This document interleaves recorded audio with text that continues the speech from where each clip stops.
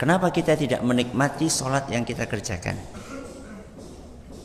Kenapa kita tidak menikmati bacaan Al-Quran yang kita baca? Salah satunya adalah karena hati kita ini sedang sakit. Orang tidak menikmati ibadah yang dia lakukan karena ada sebuah penghalang yang menghalangi hatinya untuk bisa menikmati ibadah-ibadah yang seharusnya terasa nikmat. Sate enak enggak? Enak. Apa yang menyebabkan sate yang enak jadi enggak enak? Karena lidah kita bermasalah. Ketika kita sakit, makanan seenak apapun rasanya pahit. Maka bagaimana supaya kita bisa menikmati makanan yang aslinya enak tadi? Kita harus melakukan tahliyah. Kita harus bersihkan diri kita. Kalau dalam kasus sate itu berarti kita harus segera apa? Berobat. Supaya lidah kita ini kembali seperti semula. Sehingga kita bisa menikmati sate itu.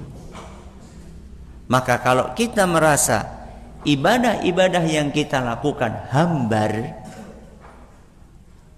sholat yang kita kerjakan tidak terasa nikmat, bacaan Al-Quran yang kita baca tidak terasa nikmat, maka coba di cross check.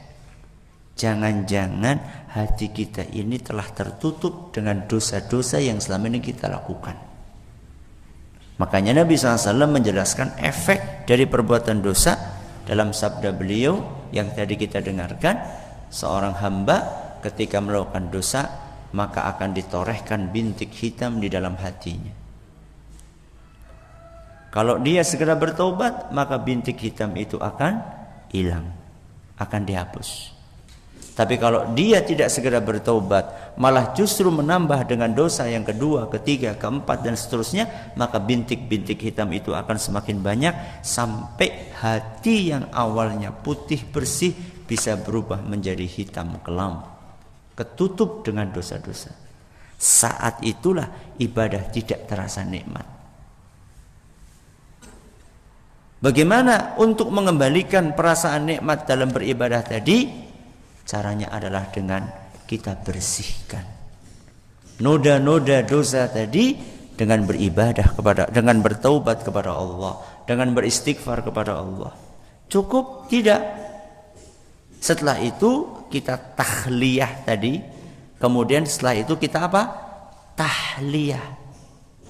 Setelah kita bersihkan, kita hiasi. Kita hiasi dengan apa? Walladzina jahadu fina, dengan berijtihad, dengan bersemangat, tidak putus beribadah sebaik-baiknya kepada Allah.